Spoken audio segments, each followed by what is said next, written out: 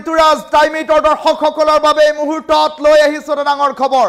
এটা কৈ বাংলাদেশী অথবা বিদেশী বিচাৰি কৰা হ'ব বহিষ্কাৰ আৰু যদি কোনো বিদেশীৰ ওপৰত সন্দেহ হয় তেনেহলে 12 ঘণ্টাৰ ভিতৰত লোৱা হ'ব একচন 10 দিনৰ বাবে নাগৰিকত্ব প্ৰমাণ কৰাৰ বাবে দিয়া হ'ব সময় আৰু তাৰ লগে লগে কৰা হ'ব পুছবেক এই ডাঙৰ খবৰটো টাইমিটৰ দৰ্শকসকলক এই মুহূৰ্তত জনাইছো ৰেহাই দিয়া নহব কোনো অবৈধ অনুপ্ৰৱেশকাৰীক এই কথা ৰাজ্যৰ মুখ্যমন্ত্ৰী ডক্টৰ হিমন্ত বিশ্ব শৰ্মাই কৰিছে সুস্পষ্টকৈ মন্তব্য অসম অনুপ্ৰৱেশকাৰীৰ প্ৰজনন ক্ষেত্ৰ নহয় বুলি উল্লেখ কৰিলে মুখ্যমন্ত্ৰী গৰাকীয়ে এটা কৈ বাংলাদেশী বিচাৰি কৰা হ'ব পুছবেক বাংলাদেশী পুছবেক সন্দৰ্ভত ৰাজ্যৰ মুখ্যমন্ত্ৰী গৰাকীৰ ইতিমধ্যে সুস্পষ্ট মত ইফালে শ্ৰীভূমিত আটক 39টা কৈ অনুপ্ৰৱেশকাৰী লগে লগে বাংলাদেশলৈ উভতাই পঠোৱা হল অনুপ্ৰৱেশকাৰী কেইটা সামাজিক মাধ্যম যোগে মুখ্যমন্ত্ৰী ডক্টৰ হিমন্ত বিশ্ব শৰ্মাই কৰিলে ডাঙৰ মন্তব্য আৰু সমান্তৰালকৈ সংবাদ মাধ্যমৰ সন্মুখত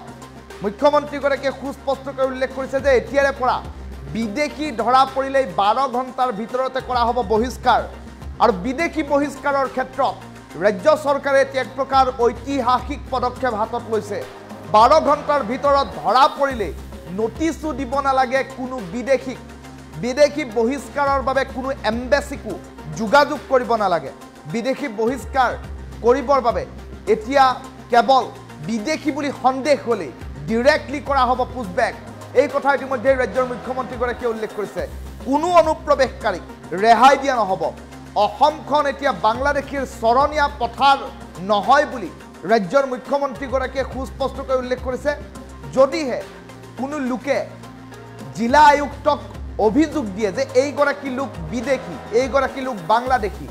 যদি আৰক্ষীয়ে দিয়ে বৰ্ডাৰ পুলিচে দিয়ে অন্য কোনো সোৰ্সে যদিহে এই অভিযোগ দাখিল কৰে তেনেহলে সেই সন্দেহ এবাৰ উপজাৰ পাছত সেই লোকজনক লগে লগে দিয়া হ'ব নোটিছ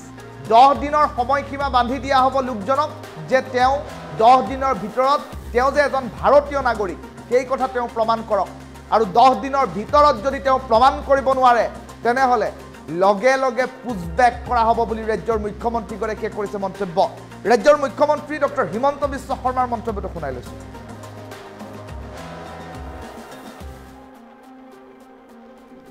কোনোবাই জনাই যে মানুহজন বিদেশী বুলি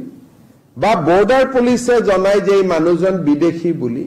বা অন্যান্য সোৰ্সৰ পৰা যদি আমি গম পাওঁ যে মানুহজন বিদেশী বুলি ডিসিয়ে সেই মানুহজনক 10 দিনৰ সময় দি এখন নোটিছ দিব he will give a notice to the person to prove his citizenship within a period of 10 days আৰু 10 দিনৰ ভিতৰত যদি তেওঁ যি নথি পত্ৰ দিয়ে তাত যদি ডিসি সন্তুষ্ট নহয় on the day of 10th তেওঁক ইভাকুৱেশ্যন অৰ্ডাৰ পাছ কৰিব দিছে যে এই মানুহজনক পুছবেক কৰিব লাগে ভাৰতৰ পৰা আৰু লগে লগে এই মানুহজনক আমি হোল্ডিং চেণ্টাৰলৈকে লৈ যাম আৰু হোল্ডিং চেণ্টাৰৰ পৰা যি ধৰণে সময়সূচী ওলাই বিএছএফ এ তেওঁক বাংলাদেশলৈকে বা পাকিস্তানলৈকে পুছবেক কৰিব সো আজি এই এছওপিখন কেবিনেটে অনুমোদন দিয়ে তাৰমানে এজন মানুহৰ বিচাৰ 10 দিনৰ ভিতৰত সম্পূৰ্ণ হৈ যাব whether he is foreigner or not foreigners কোনো ট্ৰিবিউনেলে সিদ্ধান্ত নলয় ডিসিয়ে সিদ্ধান্ত লব ডেপুটি কমিশনাৰে সিদ্ধান্ত লব and decision will be taken within 10 days যদি ডিসি কোনোবাই জনাই যে মানুহজন বিদেশী বুলি বা বৰ্ডাৰ পুলিচে জনাই যে মানুহজন বিদেশী বুলি বা অন্যান্য সোৰ্সৰ পৰা যদি আমি গম পাওঁ যে মানুহজন বিদেশী বুলি ডিসিয়ে সেই মানুহজনক 10 দিনৰ সময় দি এখন নোটিছ দিব he will give a notice to the person to prove his citizenship within a period of 10 days আৰু 10 দিনৰ ভিতৰত যদি তেওঁ যি নথি পত্ৰ দিয়ে তাত যদি ডিসি সন্তুষ্ট নহয় on the day of 10th তেওঁক ইভাকুৱেশ্যন অৰ্ডাৰ পাছ কৰিব দিছে যে এই মানুহজনক পুছবেক কৰিব লাগে ভাৰতৰ পৰা আৰু লগে লগে এই মানুহজনক আমি হোল্ডিং চেণ্টাৰলৈকে লৈ যাম আৰু হোল্ডিং চেণ্টাৰৰ পৰা যি ধৰণে সময়সূচী ওলাই BSF-এ তেওঁক বাংলাদেশলৈকে বা পাকিস্তানলৈকে পুছবেক কৰিব। সো আজি এই SOP-খন কেবিনেটে অনুমোদন দিয়ে, তাৰমানে এজন মানুহৰ বিচাৰ 10 দিনৰ ভিতৰত সম্পূৰ্ণ হৈ যাব। Whether he is foreigner or not foreigners,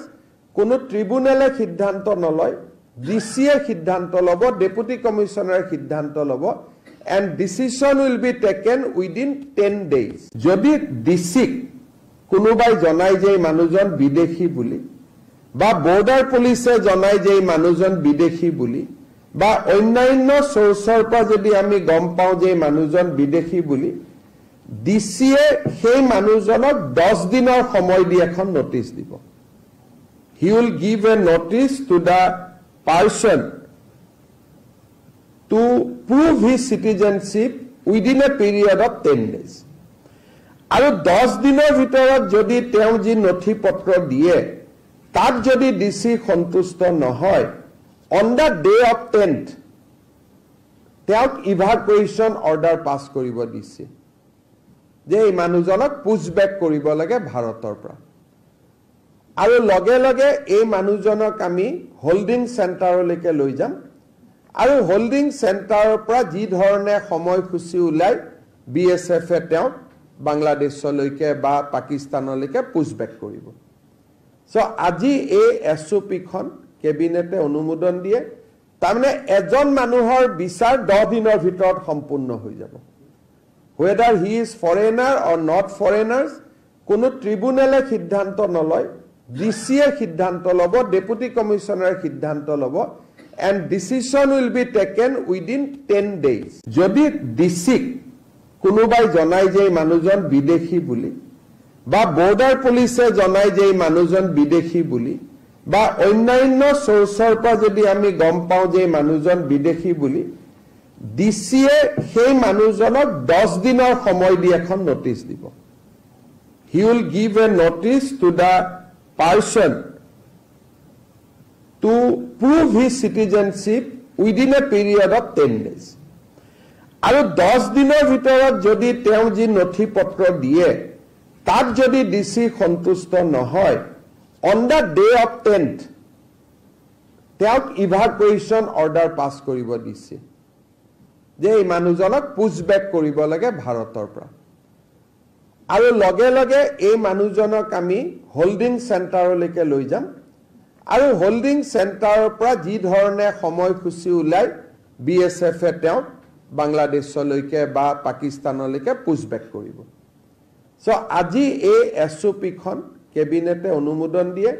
তাৰমানে এজন মানুহৰ বিচাৰ 10 দিনৰ ভিতৰত সম্পূৰ্ণ হৈ যাব। Whether he is foreigner or not foreigners, কোনো ট্ৰিব্যুনেলে সিদ্ধান্ত নলয়, DCয়ে সিদ্ধান্ত ল'ব, ডেপুটি কমিশনাৰে সিদ্ধান্ত ল'ব, and decision will be taken within 10 days. যদি DCক কোনোবাই জনাই যে মানুহজন বিদেশী বুলি বা বৰ্ডাৰ পুলিচে জনাই যে মানুহজন বিদেশী বুলি বা অন্যান্য সোৰ্সৰ পৰা যদি আমি গম পাওঁ যে মানুহজন বিদেশী বুলি, DCয়ে সেই মানুহজনক 10 দিনৰ সময় দি এখন নোটিছ দিব। He will give a notice to the